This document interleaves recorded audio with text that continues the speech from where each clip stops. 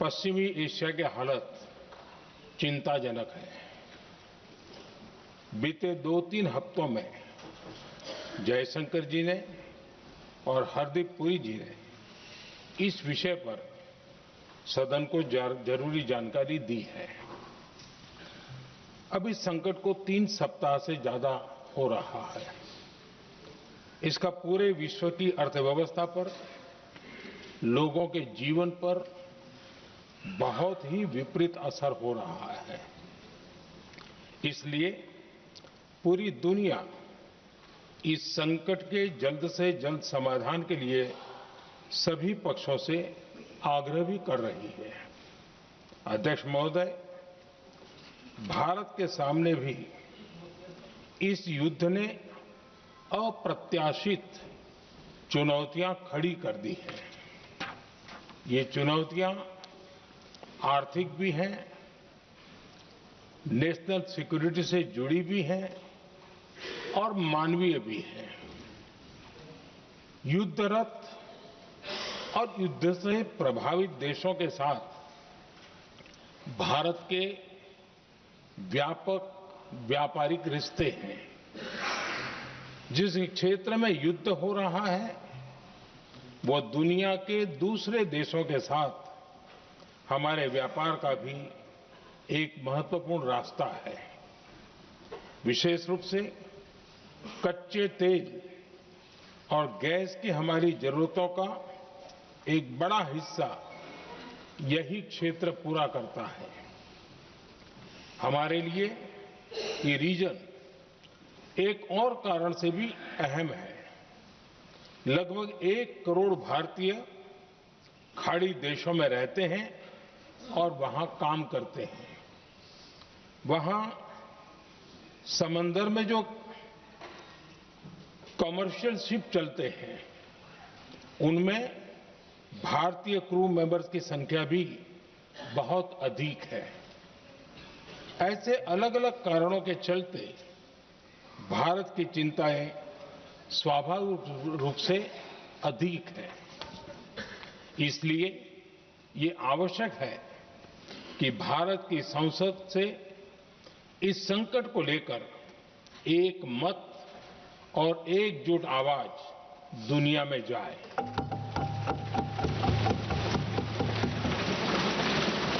अध्यक्ष जी,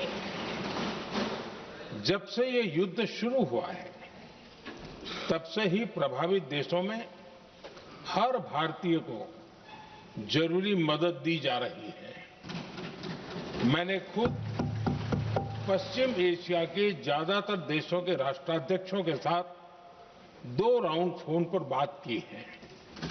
सभी ने भारतीयों की सुरक्षा का पूरा आश्वासन दिया है। दुर्भाग्य से इस दौरान कुछ लोगों की दुखद मृत्यु हुई है और कुछ घायल हुए हैं। ऐसे मुश्किल हालात में परिवारजनों को आवश्यक मदद दी जा रही है।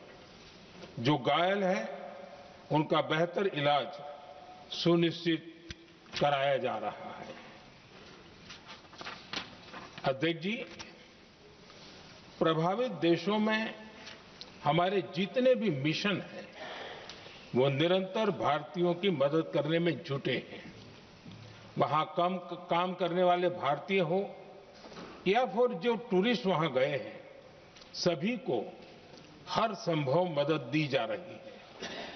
हमारे मिशन नियमित रूप से एडवाइजरी जारी कर रहे हैं। यहां भारत में और अन्य प्रभावित देशों में 24/7 कंट्रोल रूम और आपातकालीन हेल्पलाइन स्थापित की गई है। इनके माध्यम से सभी प्रभावितों को त्वरित जानकारी दी जा रही है। अध्यक्ष जी, संकट की स्थिति में देश विदेश में भारतीयों की सुरक्षा हमारी बहुत बड़ी प्राथमिकता रही है। युद्ध शुरू होने के बाद से लेकर अब तक 3,75,000 से अधिक भारतीय सुरक्षित भारत लौट चुके हैं।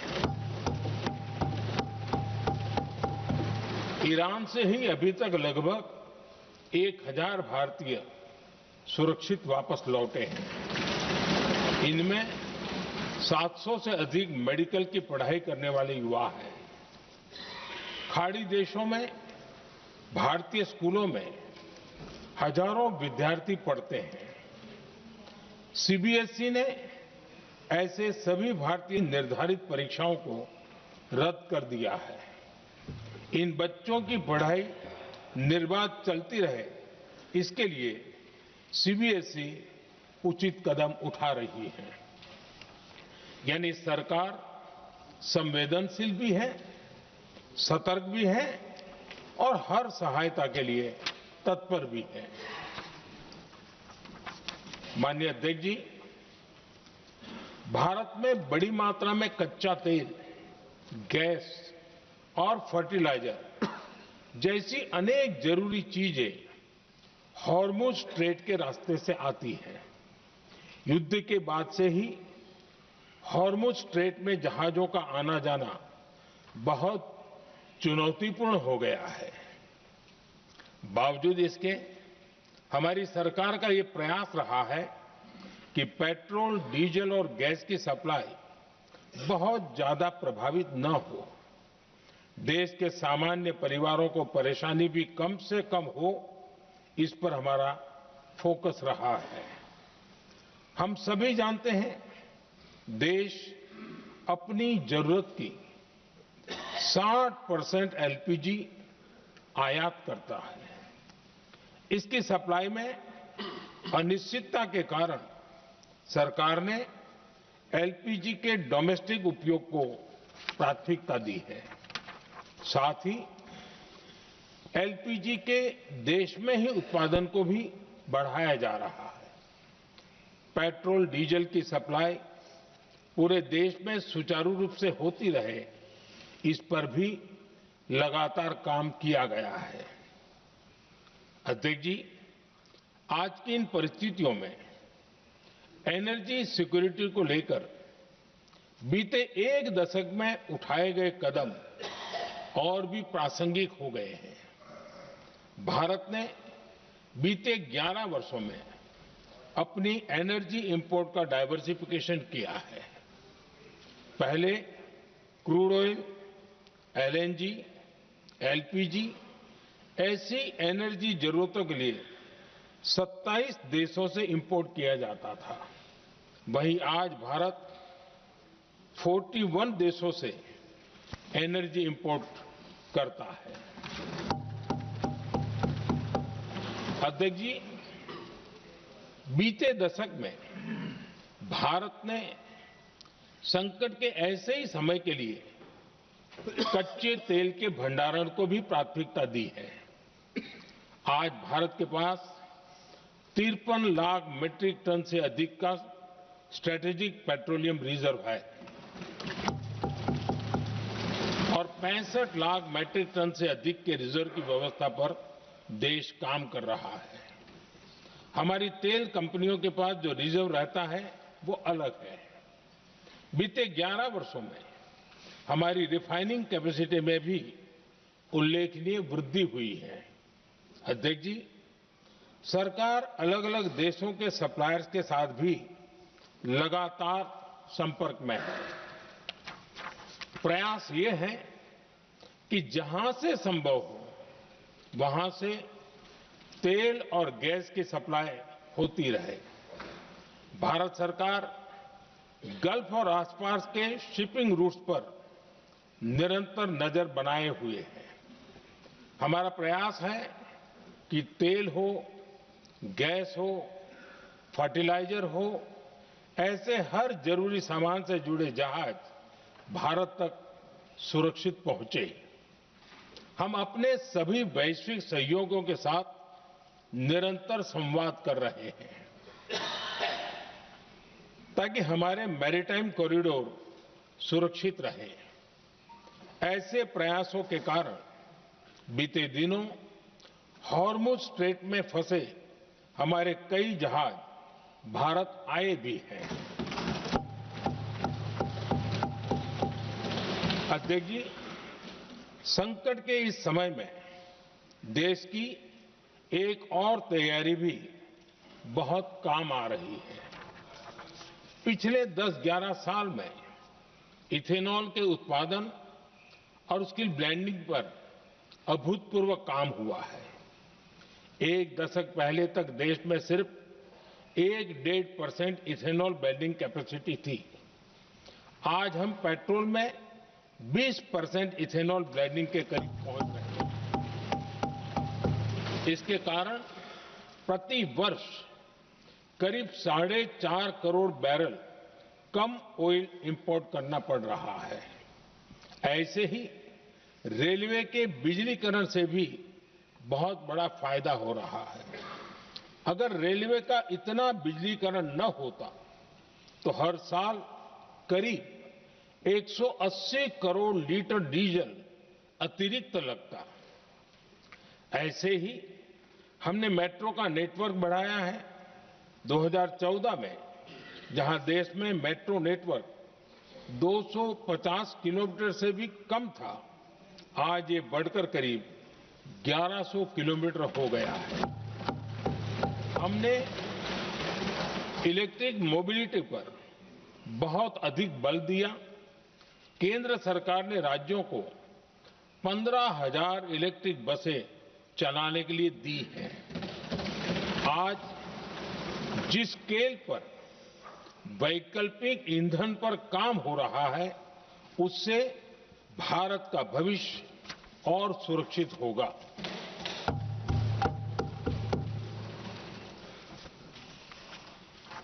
आदरणीय अध्यक्ष जी, हम जानते हैं कि एनर्जी आज इकोनॉमी की रीढ़ है और ग्लोबल एनर्जी नीड्स को पूरा करने वाला एक बड़ा सोर्स वेस्ट एशिया है।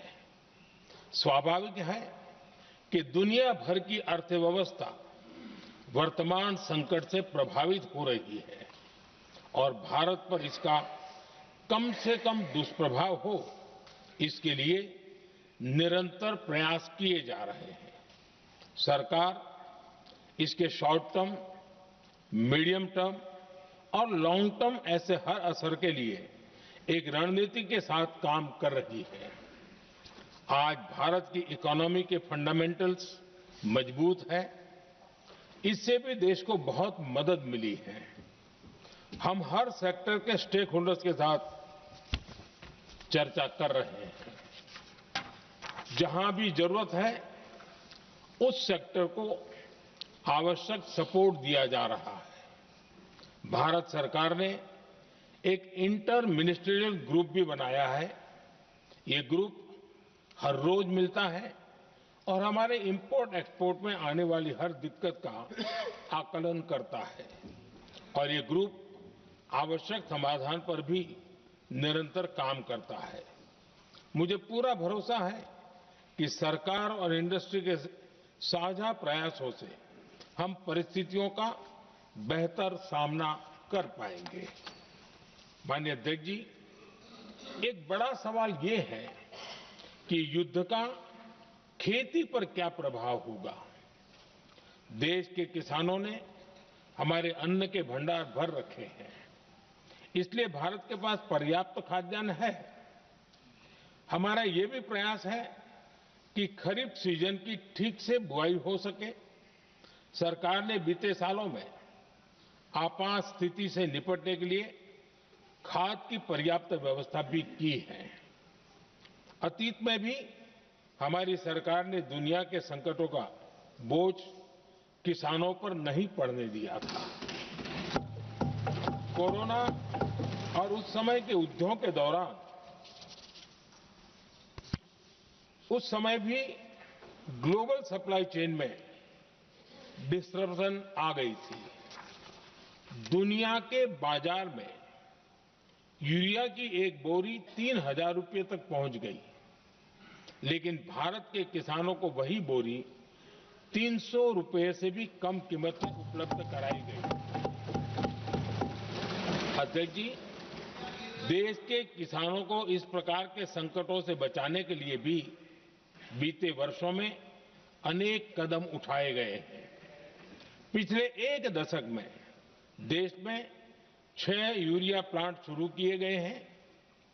इससे सालाना 76 लाख मैट्रिक टन से अधिक की यूरिया प्रोडक्शन कैपेसिटी जुड़ी है। इस दौरान डीएपी और एनपीकेएस जैसी खाद का घरेलू उत्पादन भी करीब 50 लाख मैट्रिक टन बढ़ाया गया है।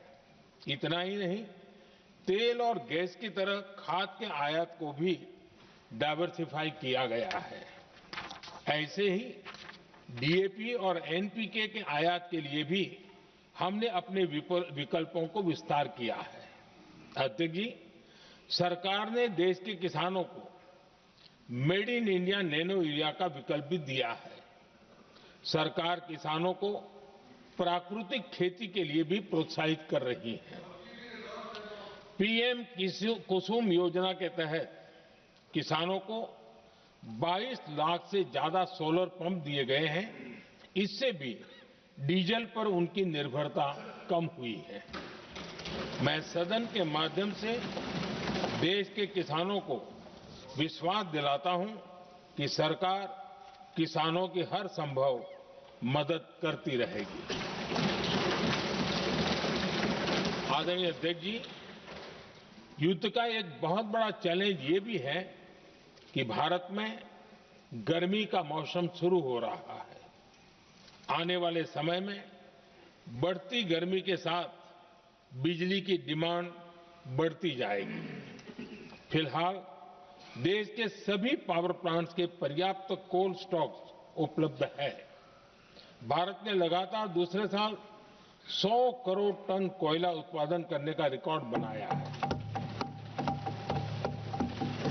पावर जनरेशन से लेकर पावर सप्लाई तक के हमारे सभी सिस्टम की निरंतर मॉनिटरिंग भी की जा रही है और सरकार की तैयारियां उसको रिन्यूएबल एनर्जी से भी मदद मिली है। बीते दशक में रिन्यूएबल एनर्जी की तरफ देश ने बड़े कदम उठाए हैं। आज हमारी total installed power generation capacity का आधा हिस्सा रिन्यूएबल सोर्स से आता है। हमारी कुल रिन्यूएबल क्षमता आज 250 गीगावाट के ऐतिहासिक आंकड़े को पार कर गई है। बीते 11 वर्षों में देश ने अपनी सोलर पावर कैपेसिटी करीब 3 गीगावाट से बढ़ाकर 140 गीगावाट तक पहुंचाई है। बीते वर्षों में देश में करीब 40 लाख रूफटॉप सोलर लगे हैं। इसमें पीएम सूर्यघर मुफ्त बिजली योजना से भी लोगों को काफी मदद मिली है। गोवर्धन योजना के तहत देश में आज 200 कॉम्प्रेस्ड बायोगैस प्लांट भी काम करना शुरू कर चुके हैं। ये सारे प्रयास आज देश के बहुत काम आ रहे हैं। सरकार ने भविष्य की तैयारी और बढ़ाते हुए शांति एक्ट माध्यम से देश में न्यूक्लियर एनर्जी के उत्पादन को भी प्रोत्साहित किया है। कुछ ही दिन पहले small hydro power development scheme को भी हरी झंडी दी गई है, जिससे अगले 5 वर्षों में 1500 मेगावाट नई हाइड्रो पावर कैपेसिटी जोड़ी जाएगी। आदरणीय अध्यक्ष जी, जहां तक डिप्लोमेसी की बात है, भारत की भूमिका स्पष्ट है। शुरुआत से ही हमने इस संघर्ष को लेकर अपनी गहरी चिंता व्यक्त की है।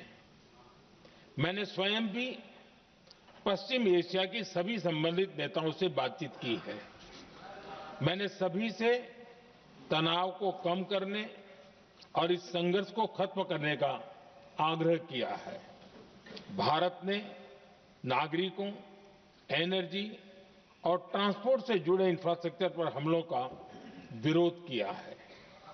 कमर्शियल जहाजों पर हमला और हॉर्मुज स्ट्रेट जैसे अंतर्राष्ट्रीय जलमार्ग में रुकावट अस्वीकार्य है। भारत डिप्लोमेसी के जरिए युद्ध के इस माहौल में भी भारतीय जहाजों के सुरक्षित आवागमन के लिए निरंतर प्रयास कर रहा है। अध्यक्ष महोदय, भारत हमेशा से ही मानवता के हित में और शांति के पक्ष में अपनी आवाज उठाता रहा है। मैं फिर कहूंगा कि बातचीत और कूटनीति ही इस समस्या का समाधान है। हमारे हर प्रयास तनाव को कम करने, इस संघर्ष को समाप्त करने के लिए है। इस युद्ध में किसी के भी जीवन पर संकट मानवता के हित में नहीं है। इसलिए भारत का प्रयास सभी पक्षों को जल्द से जल्द शांतिपूर्ण समाधान के लिए प्रोत्साहित करने का है। अध्यक्ष जी, जब ऐसे संकट आते हैं तो कुछ तत्व इसका गलत फायदा उठाने की कोशिश भी करते हैं। इसलिए कानून व्यवस्था सुनिश्चित करने वाली सभी एजेंसियों को अलर्ट पर रखा गया है। कोस्टल सिक्योरिटी हो, बॉर्डर सिक्योरिटी हो, साइबर सिक्योरिटी हो, स्ट्रेटेजिक इंस्टॉलेशंस हो, सबकी सुरक्षा को और मजबूत किया जा रहा है। अध्यक्ष जी, इस युद्ध के कारण दुनिया में जो कठिन हालात बने हैं, उनका प्रभाव लंबे समय तक बने रहने की आशंका है। इसलिए हमें तैयार रहना होगा, हमें एकजुट रहना होगा।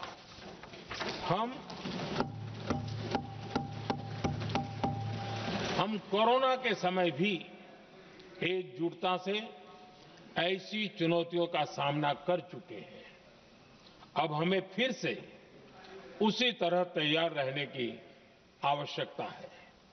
धीरज के साथ, संयम के साथ, शांत मन से हमें हर चुनौती का मुकाबला करना है और यही हमारी पहचान है, यही हमारी ताकत है। और हां, हमें बहुत सावधान और सतर्क भी रहना है। हालात का फायदा उठाने वाले झूठ फैलाने का प्रयास करेंगे, ऐसे लोगों की कोशिशों को सफल नहीं होने देना है। मैं देश की सभी राज्य सरकारों से भी इस सदन के माध्यम से आग्रह करूंगा, ऐसे समय में कालाबाजारी करने वाले, जमाखोरी करने वाले एक्टिव हो जाते हैं।